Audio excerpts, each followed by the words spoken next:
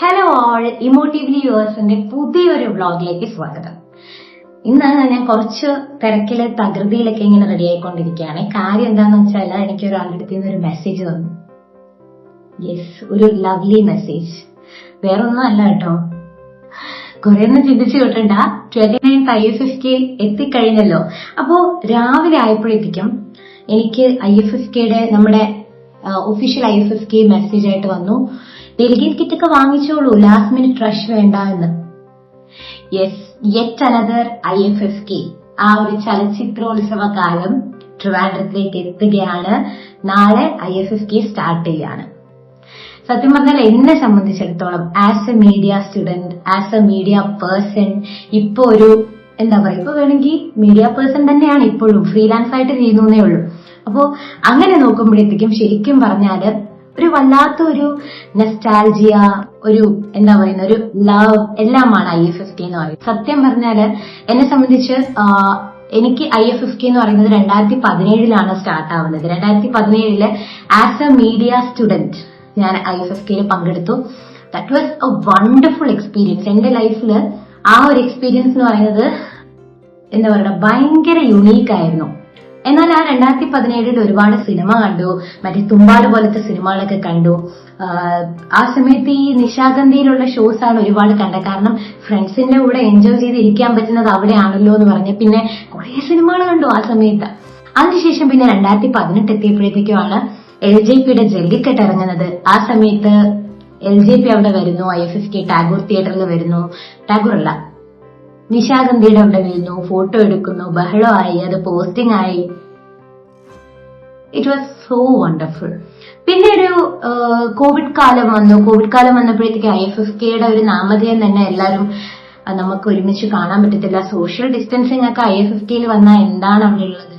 നമ്മുടെ ഏറ്റവും ഒരുപാട് പേര് കളിയാക്കാറുണ്ട് IFFKനെ, അതായത് വെറുതെ ഈ പയ്യന്മാര്, നമ്മളെ യങ്സ്റ്റേഴ്സ് ചുമ്മാ വന്ന് കറങ്ങുന്നവരാണ് അവിടെ ഉള്ളത് കൂടുതലും, വെറുതെ ഒരു വേസ്റ്റ് പരിപാടി എന്നൊക്കെ പറയുന്നവർ പോലും ഉണ്ട്. അവരോട് എനിക്കൊന്നും പറയാനില്ല. അങ്ങനെ വരുന്നവരുണ്ട്, ലൈക്ക് ടു എൻജോയ്, ചുമ്മാ നടക്കുക, അങ്ങനെ ഫ്രീ ആയിട്ട് നടക്കുക, കെയർ ഫ്രീ ആയിട്ട് നടക്കുക, അങ്ങനെ വരുന്നവരുണ്ട്. പക്ഷേ ഒരു വിഭാഗം സിനിമ ഇഷ്ടപ്പെടുന്നവർ, ഒരു വിഭാഗം സൗഹൃദങ്ങളെ ഇഷ്ടപ്പെടുന്നവർ, ഒരു വിഭാഗം ആർട്ടിസ്റ്റുകള്, അതുപോലെ തന്നെ ഇപ്പോഴാണെങ്കിൽ content creators, it is gonna B A real festival.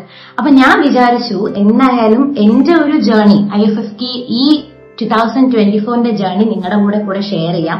അപ്പൊ ഇന്ന് ഞാൻ പോവാൻ പോകുന്നത് നമ്മുടെ ടാഗോർ തിയേറ്ററില് മീഡിയ സെല്ലിൽ പോയി പാസ് വാങ്ങാൻ പോവാണ്. അപ്പം എന്നെ സംബന്ധിച്ച് ഈ പാസിന്റെ കാര്യം പറയുമ്പോൾ 2017-18 സ്റ്റുഡന്റ് പാസ് ആയിരുന്നു. അത് 2000 പിന്നെ കോവിഡ് ആയല്ലോ. പിന്നെ 2022 ആയപ്പോഴത്തേക്കും it became media pass. Media pass Kerala കൗമുദിയിൽ വർക്ക് ചെയ്തുകൊണ്ടിരുന്നപ്പോഴാണ് ഇപ്പൊ എഗെയിൻ ഡെലിഗേറ്റ് പാസ്. സത്യം പറഞ്ഞാൽ മീഡിയ പാസ് നമുക്ക് ഏതെങ്കിലും വിധേനൊക്കെ കിട്ടിയേനെ. പക്ഷെ എനിക്ക് സത്യം പറഞ്ഞാൽ ഇപ്രാവശ്യം നേരത്തെ അങ്ങ് രജിസ്റ്റർ ചെയ്യണം, എനിക്ക് ഷുവർ ആയിട്ട് പോയി കാണണം എന്നൊക്കെ ഒരു അഡമൻസ് ഉണ്ടായിരുന്നു. ആരും വെയിറ്റ് ചെയ്തില്ല, ഐ ജസ്റ്റ് രജിസ്റ്റേർഡ്.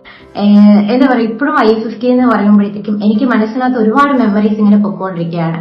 ഫ്രണ്ട്സിന്റെ കൂടെ അടിച്ചു പൊളിച്ച ദിവസങ്ങൾ ഒരു സൈഡില്, ഒരുപാട് സിനിമകൾ കണ്ട് ഇമോഷണൽ ആയത് ഒരു സൈഡില്, പിന്നെ ക്യാമറ വർക്ക്സ് കണ്ട് സ്റ്റണ്ണായി പോയ മൊമെന്റ്സ്, ടോക്ക് ഷോസ്, അതിനിടയ്ക്കുള്ള ഡിസ്കഷൻസ്, ടോക്സ്, ഫുഡ് സ്പോർട്സ്, പുതിയ ഫുഡ് സ്പോർട്സ് ഫ്രണ്ട്സുമായിട്ട് പോവുക, പുതിയ സൗഹൃദങ്ങൾ തിരിച്ചു കിട്ടാൻ പോകുന്ന ആ അന്ന് ഉണ്ടായ പുതിയ സൗഹൃദങ്ങളിൽ കുറച്ചൊക്കെ തിരിച്ചു കിട്ടാൻ പോകുന്നു.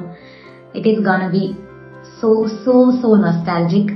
എന്റെ കൂടെ എനിക്ക് എന്റെ PKനെ ആദ്യമായിട്ട് കാണാൻ പറ്റിയത്, പ്രദീപ് കുമാറിനെ ആദ്യമായിട്ട് കാണാൻ പറ്റിയത് IFFKയിലാണ്. സത്യം പറഞ്ഞാൽ ആ ദിവസങ്ങളൊന്നും എനിക്ക് മറക്കാൻ പറ്റില്ല. ഞാൻ കരഞ്ഞോടിയപ്പോ എന്റെ ഫ്രണ്ട്സ് ഒക്കെ നിനക്ക് എന്തായാലും പ്രാന്താണെന്ന് ചോദിച്ചു. കാരണം പുള്ളിക്കാരന്റെ പാട്ടുകൾ എനിക്കൊരു പിൽസ് പോലെയാണ്. അപ്പൊ പ്രദീപ് കുമാറിന് ആദ്യമായിട്ട് IFFKയിൽ ഫ്രീ ഷോ ആയിരുന്നു, ഫ്രീ ആയിട്ടുള്ള ഒരു ഷോയിൽ പങ്കെടുക്കാൻ പറ്റി. അദ്ദേഹത്തിന്റെ ലൈവായിട്ട് കേട്ടു, ആരെയും മൈൻഡ് ചെയ്യാതെ കരഞ്ഞോണ്ട് കേട്ടുകൊണ്ടിരുന്ന IFFK കാലം, എവറിത്തിങ് അതൊരു വല്ലാത്തൊരു റോളർ കോസ്റ്റർ തന്നെയാണ്. അപ്പോൾ yet another IFFK, 29th IFFK. അപ്പോൾ ഇപ്പൊ പോവാൻ പോകുന്നത് നമ്മുടെ ഡെലിഗേറ്റ് പാസും കാര്യങ്ങളൊക്കെ വാങ്ങാൻ വേണ്ടിയാണ്. സോ കമോൺ, എന്റെ കൂടെ തന്നെ വരൂ, നമുക്ക് പോയി ഡെലിഗേറ്റ്. പക്ഷെ ഇപ്പൊ മഴയാണ് പുറത്ത്, അപ്പൊ കുറച്ച് മഴയൊക്കെ കുറഞ്ഞിട്ടായിരിക്കും ഞാൻ അങ്ങോട്ട് പോകുന്നത്. അപ്പൊ നമുക്ക് ഡെലിഗേറ്റ് പാസും വാങ്ങിച്ച് ഇനിയുള്ള IFFK ഡേയ്സ് നമുക്ക് ഒരുമിച്ച് എല്ലാ വീഡിയോസ് എടുക്കാൻ പറ്റുമെന്ന് തന്നെയാണ് ഞാൻ വിശ്വസിക്കുന്നത്. പറ്റുന്ന വീഡിയോസ് ഒക്കെ എടുത്ത് we will be rocking this year's IFFK. So stay tuned. ഇതുവരെ ഇമോട്ടീവ്ലി യുവേഴ്സ് എന്റെ ചാനൽ സബ്സ്ക്രൈബ് ചെയ്യാത്തവരൊന്ന് സബ്സ്ക്രൈബും കൂടെ ചെയ്തേക്കണം. സോ പോവല്ലേ, മഴ കുറഞ്ഞു, ഫൈനലി പോവാം നമുക്ക് IFFK ടാഗോർ തിയേറ്റർ. അങ്ങനെ IFFK 2024 ജൈത്രയാത്ര ഇവിടെ തുടങ്ങുകയാണ്. അപ്പോൾ എൻ്റെ ജുന്നു, എൻ്റെ പാർട്ട്ണർ, ട്രാവൽ പാർട്ട്ണർ കൂടെയുണ്ട്.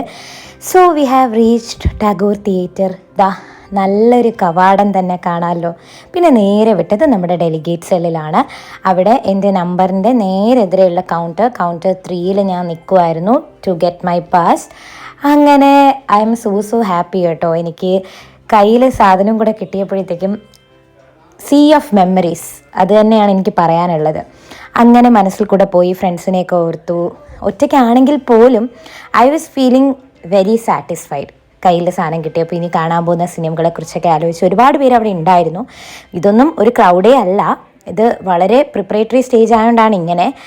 അപ്പോൾ ടാഗോർ തിയേറ്റർ ഫുള്ളി സെറ്റാണ്. പിന്നെ ഞാൻ നേരെ കുറച്ച് നടക്കാൻ പോയി. അവിടെ എന്തൊക്കെയാണ് സജ്ജീകരണങ്ങളെന്നൊക്കെ ഒന്ന് കാണാനും കൂടി വേണ്ടി ഞാൻ ഫുള്ളായിട്ട് പോയി. എല്ലാ സൈഡിലും വലിയ ബോർഡുകളും അതുപോലെ തന്നെ ഓരോ സെല്ലിൻ്റെ നെയിംസും ഒക്കെ ഉണ്ടായിരുന്നു. അതേ ഒന്നുകൂടെ കാണിക്കുകയാണ്. എൻ്റെ എക്കോ ഫ്രണ്ട്ലി ബാഗും ID കാർഡും ഒക്കെ. ഈ ഒരു പോർഷൻ ഭയങ്കര ബ്യൂട്ടിഫുൾ അട്രാക്റ്റീവായിട്ട് തന്നെ സെറ്റ് ചെയ്തിട്ടുണ്ട്. ഇത് ഫെസ്റ്റിവൽ ഓഫീസാണ് കേട്ടോ. അപ്പോൾ നമ്മുടെ ലോഗോയിലുള്ള ബേർഡും അതുപോലെ തന്നെ IFFKയുടെ കുറേ എലമെൻസും ഒക്കെ ഇൻക്ലൂഡ് ചെയ്ത ഒരു സ്ഥലമായിരുന്നു. ഞാനും കുറച്ച് ID കാർഡൊക്കെ ഇട്ട് ഹാപ്പി ആയിട്ട് ഷോ ഒക്കെ കാണിച്ച് ഒരു വീഡിയോ ഒക്കെ എടുത്ത് ഷെഡ്യൂളിൻ്റെ ഫ്രണ്ടിൽ നിന്ന് കുറച്ച് നേരം വീഡിയോ ഒക്കെ എടുത്ത് ഇങ്ങനെ നിൽക്കുമായിരുന്നു. അവിടെ ഇപ്പോൾ ആരും ഇല്ല. ആക്ച്വലി അവിടുത്തെ ഒഫീഷ്യൽസും മീഡിയയിലുള്ള പീപ്പിളും മാത്രമേ ഉണ്ടായിരുന്നുള്ളൂ. പിന്നെ ഞാൻ അവിടെ നിന്ന് ഇറങ്ങി ചായ കുടിക്കാതെ എന്താണ്. ഉറപ്പായ ഒരു കാര്യം, ഇനി IFFK കാലത്ത് എനിക്ക് ഏറ്റവും ചിലവാകാൻ പോകുന്നത് ചായയ്ക്ക് വേണ്ടിയാണ്. ഒരു ചായ ലവർ ആയതുകൊണ്ട് തന്നെ ഏതൊരു സന്തോഷകാര്യവും സങ്കടകാര്യവും എല്ലാം ഞാൻ ചായയിലാണ് ഒതുക്കുന്നത്. അപ്പോൾ IFFK കഴിഞ്ഞ് ചായയും കുടിച്ച് വീട്ടിലെത്തി.